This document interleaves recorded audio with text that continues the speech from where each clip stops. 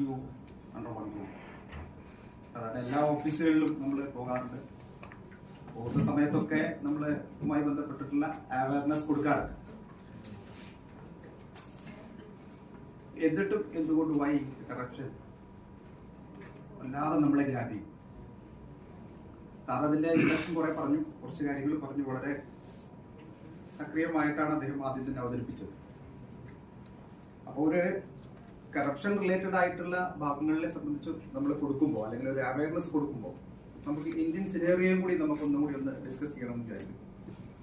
നമ്മളൊക്കെ public servants ആണ്. നമ്മൾ വളരെ പുച്ഛത്തോടുകൂടി, ഞാൻ ഉൾപ്പെടെയുള്ള ആളുകൾ പലപ്പോഴും നമ്മുടെ വ്യവസ്ഥിതിയെ പുച്ഛത്തോടുകൂടി കാണുന്ന ഒരു സംവിധാനമാണ് നമുക്ക് എല്ലാവർക്കും. അതൊരു ഹ്യൂമൻ ഇൻബോൺ നമ്മുടെ ഒരു ഫെയിലിയറാണ്. അപ്പൊ അതായത് 47 നമുക്ക് സ്വാതന്ത്ര്യം കിട്ടി. ഇന്നിപ്പോ നമ്മൾ 2025 ഇനി ഞാൻ വേറൊരു കമ്പാരിസൺ പറയാം. 1945 അണവായുധം കൊണ്ട് തുടച്ചു നീക്കിയ രാജ്യമാണ് ജപ്പാൻ. ഡെവലപ്മെന്റൽ ഇൻഡെക്സിൽ നോക്കിക്കഴിഞ്ഞാൽ ഇന്ത്യ എന്ന് പറയുന്നത് ലോകത്തിലെ ഏറ്റവും സമ്പുഷ്ടമായ പ്രകൃതി വിഭവങ്ങളുള്ള രാജ്യം, ലോകത്തിലെ ഏറ്റവും സമ്പുഷ്ടമായ ഹ്യൂമൻ റിസോഴ്സ് ഉള്ള രാജ്യമാണ്, ലോകത്തെ ഏറ്റവും എനർജറ്റിക് ആയിട്ടുള്ള ക്രസ്റ്റ് എന്ന് പറയുന്ന. അതിന് കാരണം എന്ന് വെച്ചാൽ നമ്മുടെ ട്രോപ്പിക്കൽ ക്ലൈമറ്റാണ്. നമ്മുടെ ഒരു ട്രോപ്പിക്കൽ ക്ലൈമറ്റിൽ ജീവിക്കുന്ന ഒരു ആളുടെ ഭൗതിക വികാസം എന്ന് പറയുന്നത് മറ്റ് സാധാരണ കോൾഡ്, എക്സ്ട്രീം കോൾഡ് ഉള്ള, എക്സ്ട്രീം ഹീറ്റ് ഉള്ള രാജ്യങ്ങളിൽ നിന്ന് വ്യത്യസ്തമായ ട്രോപ്പിക്കൽ മേഖലയിൽ, അല്ലെങ്കിൽ എന്താണ്, ഭൂമധ്യരേഖയോട് അടുത്ത് നിൽക്കുന്ന നല്ല ഒരു സാധാരണ ക്ലൈമറ്റ് ഉള്ള സ്ഥലത്ത് ജീവിക്കുന്ന ആളുകളുടെ ഭൗതിക നിലവാരം മറ്റുള്ളവർക്ക് കൂടുതലാവുന്നു. അപ്പൊ അത്രയും നല്ല ഭൗതിക നിലവാരമുള്ള ഒരു ജനതയുണ്ട്. സ്റ്റിൽ നമുക്കൊരു കമ്പാരിസൺ നടത്തി. 1945 അവശേഷമായ ജപ്പാനില് ഫീനിക്സ് പക്ഷിയെ പോലെ ചെയ്തു ലോകത്തിലെ ഏറ്റവും വലിയ സമ്പന്ന രാഷ്ട്രമായിട്ട് നിലനിൽക്കുന്നു.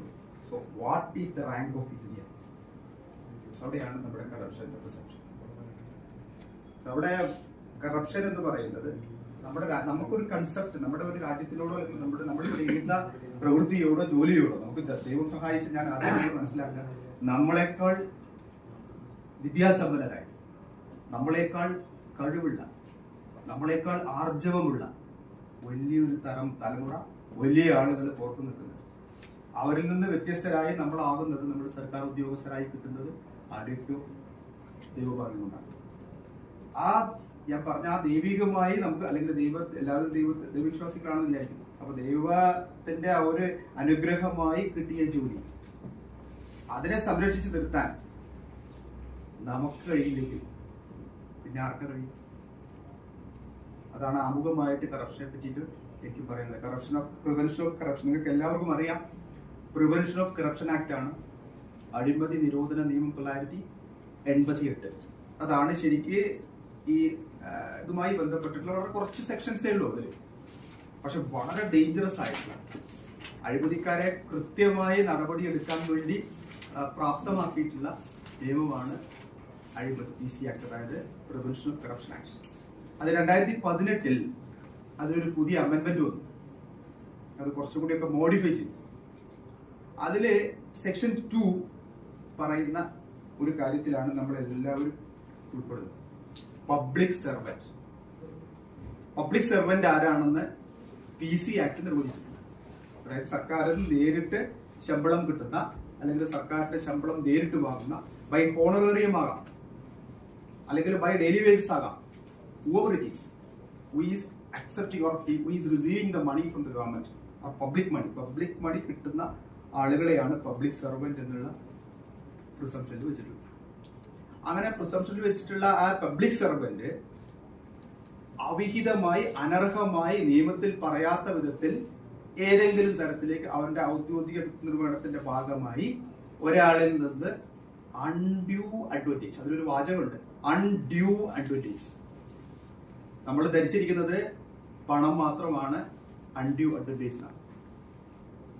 അൺഡ്യൂ അഡ്വാൻറ്റേജ് എന്ന് പറയുന്ന വാചകം വളരെ വിശാലമായ അർത്ഥങ്ങളുള്ള ഒരു വാചകം.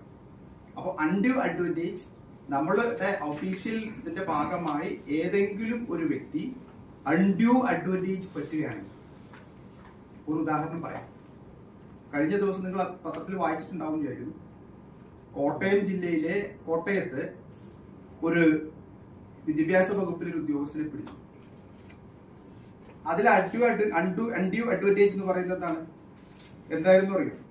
ഒരു ടീച്ചറുടെ PF-ന് വേണ്ടി ആ ടീച്ചറോട് ആവശ്യപ്പെടാൻ പറ്റാത്ത ഒരു കാര്യം, ഒരു ലേഡി ടീച്ചറോട് ആവശ്യപ്പെടാൻ പറ്റാത്ത ഒരു കാര്യം ആ പബ്ലിക് സർവന്റ് പറയുന്നു.